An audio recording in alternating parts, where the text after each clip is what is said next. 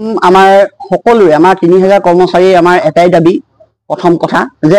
আমি যেনেকৈ কাম কৰি আছো এম্বুলেন্স সমূহত দিনে ৰাতিয়ে সেই হিচাপে আমি আমাৰ দৰমহাটো আমি খুব কমেই পাই আছো আৰু যেহেতুকে 5 বছৰৰ কাৰণে টেন্ডাৰ মোডত আছে সেইখিনি আমিও বুজি পাওঁ যে হঠাতে দৰমহাটো বঢ়াই দিব নোৱাৰে কিন্তু আমি যেতিয়া মুখ্যমন্ত্ৰী মহোদয়ৰ লগত আমি আহ্বান জনাই আছিলো দৰমহাৰ ক্ষেত্ৰত আৰু সেই হিচাপে তেওঁ আমাক প্ৰতিশ্ৰুতি প্ৰদান কৰিছিলে যে দৰমহাটো তেওঁলোকে বঢ়াব নতুন টেন্ডাৰত বঢ়াব গতিকে আজি আমাৰ শেষ পৰ্যায়ে টেন্ডাৰৰ এক্সটেনশন মোডো শেষ হ'ব 31 তাৰিখে গতিকে আমি বহু আশাৰে ৰখি আছো বা আমাৰ কৰ্মচাৰীসকল ৰখি আছে যে আমাৰ দৰমহা বাঢ়িব গতিকে সেয়েহে আমাৰ প্ৰথম কথা হ'ল দৰমহা বঢ়াৰ ক্ষেত্ৰত আমি প্ৰথমেই আমি মুখ্যমন্ত্ৰী মহোদয়ক ইমান আমি বছৰ হিচাপে ৰখি আছো দৰমহা বাঢ়িবকে গতিকে আমাৰ নিবিদাটো শেষ হৈছে আমাৰ যেটো এক্সটেনশন সেটো শেষ হৈছে গতিকে আমি আশা ৰাখিছো আমাক 1 এপ্ৰিলৰ পৰা আমাৰ যি দৰমহা বৃদ্ধিৰ কথাটো মুখ্যমন্ত্ৰী মহোদয়ে আমাক বাৰম্বাৰ কৈ আহিছে সেই কথাটো আমাৰ কাৰ্যকৰী হ'ব লাগে আৰু নিবিদাত উল্লেখ থকা যিবোৰ দফা আছে সেই দফাবিলাক আমাৰ কৰ্মচাৰীসকলৰ ক্ষেত্ৰত কাৰ্যকৰীতা হ'ব লাগে এটো প্ৰথম কথা আৰু দ্বিতীয় কথা মুখ্যমন্ত্ৰী মহোদয়ে আমাক বাৰম্বাৰ প্ৰতিশ্ৰুতি প্ৰদান কৰি আহিছে যে চূড়ান্ত যেতিয়া আমাৰ টেন্ডাৰৰ এক্সটেনশন শেষ হ'ব যেতিয়া চূড়ান্ত সিদ্ধান্ত হ'ব ফলাফল হ'ব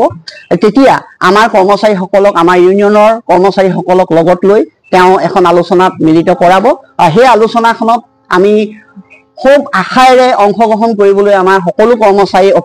অপেক্ষা কৰি আছে গতিকে আমি অনুৰোধ জনাম যে সেই আলোচনাখন মুখ্যমন্ত্ৰী মহোদয়ে যিমান পাৰে সোনকালে আমাক এই আলোচনাখন অনুষ্ঠিত কৰি আমাৰ মনৰ কথাবিলাক জানি বুজি আমাৰ যি সমস্যা এই সকলো আমাৰ সমস্যা সমাধান কৰাৰ ক্ষেত্ৰত তেওঁ বলিষ্ঠ হস্তক্ষেপ গ্ৰহণ কৰে আৰু আমাৰ পৰিয়াললৈ হাঁহি বিৰিঙাবলৈ তেওঁ যাতে আমাক প্ৰদান কৰে আমি তাৰ বাবে অনুৰোধ জনাইছো আৰু ইয়াৰ পাছতে আমাৰ 3 নম্বৰ দাবী হিচাপে আমি ৰাখিছো মুখ্যমন্ত্ৰী মহোদয়লৈ যেহেতুকে তেওঁ কালি এখন সভাত যেহেতুকে পৰিয়াল আৰু স্বাস্থ্য কল্যাণ বিভাগৰ শীৰ্ষ বিষয়াসকলক লৈ আলোচনা কৰি আমাৰো 108 কৰ্মচাৰীসকলৰ সমস্যাসমূহ বুজ ল'বলৈ তেওঁলোকক নিৰ্দেশ প্ৰদান কৰিছে গতিকে আমি মুখ্যমন্ত্ৰী মহোদয় তথা আমাৰ পৰিয়াল আৰু স্বাস্থ্য কল্যাণ বিভাগ তথা NSM বিভাগক আমি অনুৰোধ জনাম যে আপোনালোকে আমাৰ সমস্যাসমূহ পৰ্যালোচনা কৰাৰ আগমুহূৰ্তত আমাকো যাতে মনৰ কথাবিলাক ক'বৰ কাৰণে আমাক অকমান সুবিধা প্ৰদান কৰে তাৰ বাবে আমি আপোনালোকৰ ওচৰত আমি আপোনালোকৰ সংবাদ মাধ্যমৰ জৰিয়তে আমি কাটৰে অনুৰোধ কৰিছো আৰু আমি আশা ৰাখিছো আমি আশা কৰিছো তেওঁলোকে আমাৰ এই দাবীসমূহক নিশ্চয় তেওঁলোকে যোগাত্মক দিশ তেওঁলোকে দাঙি ধৰিব আৰু আমাৰ সমস্যাবোৰ উৰ পেলাব দাবীসমূহ যদি মানি নলয় তেতিয়া কি কৰিব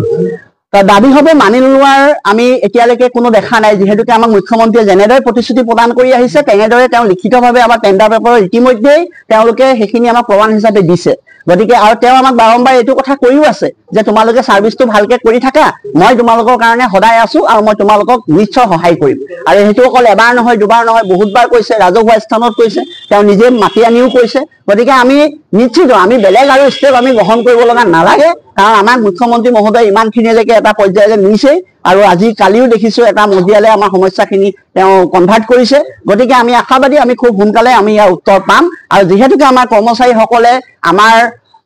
যিখিনি কষ্ট সেই কষ্টখিনি যেনে ধৰণে কৰি আছে আৰু ভগৱানেও তেখেতলোকৰ ওপৰত কৃপা দৃষ্টি দিব গতিকে আমি আশাবাদী যে আমাৰ এইখিনি সমস্যা খুব সোনকালে সমাধান হ'বলৈ গৈ আছে